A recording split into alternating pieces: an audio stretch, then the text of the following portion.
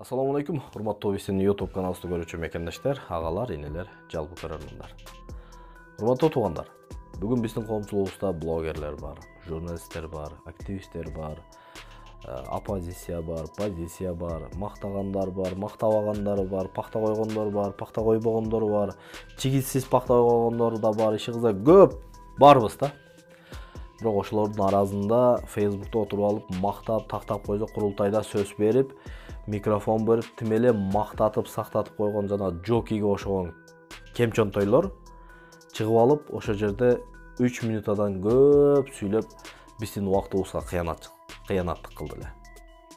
Мына ошондой пактакорлорго, чигитсиз пакта койгондорго сөз бердиңер эле, Facebook'та ичип келип алып, эмне деп атат? Мактап аткан президентибизди шыбап атат туугандар. Мына ошондойлорго курултайда сөз берип, бизге ошогон акыйкатты айта турган балдарга сөз бербестен, жанагы чигитсиз пакта койгондорго сөз берип, эмне кылдыңар? Мына бүгүн өзүңөрдүн артыңардан шыбап, силерди сөгүп атат. Мен дагычы, адырыңарды эркекче, сөгөм мен дагы сөгөм. Эми ишсем, могу жаңы астында ишип алсам, сөгөм. Садырды демесе 80% колдойт.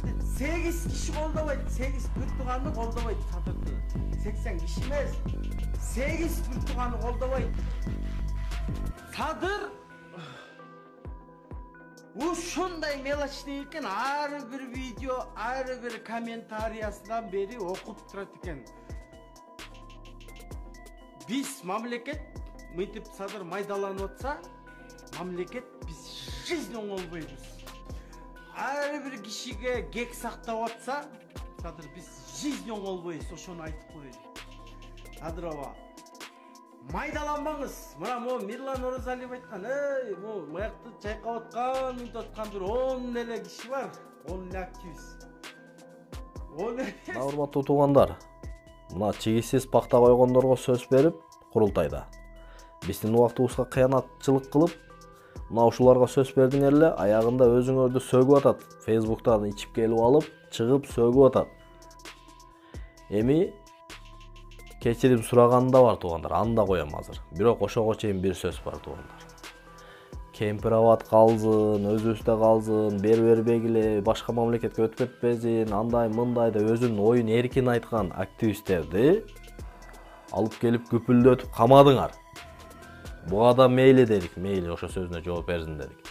А бирок президентибизди шыбап аткан, президентибизди сөгүп аткан, президентибизди ашатып аткан могундай надандарга неге мыйзам негизинде чара көрбөйсүңөр?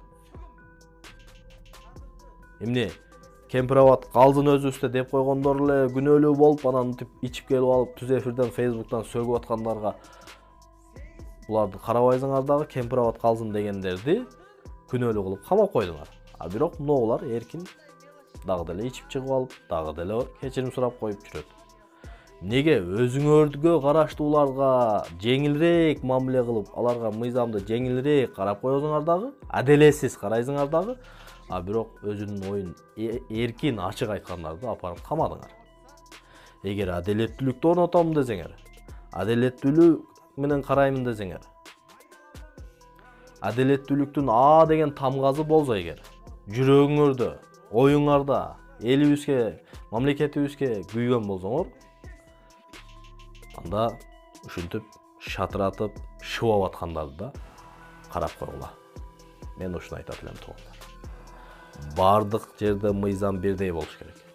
Байга дагы, кембагалга дагы, колунда барга да, колунда жокко дагы бирдей болуш керек. Бардыгыбыз мыйзам астында бирдейбиз. Динибиздин астында да бирдейбиз туугандар.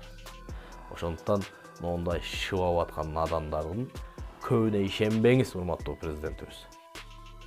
Мына ушундайлар түбүңөргө жетет туугандар. Мурдагы бийликтин да түбүнө ушундайлар жеткен, сиздерге дагы ушундай акмактар жетип коюшу мүмкүн.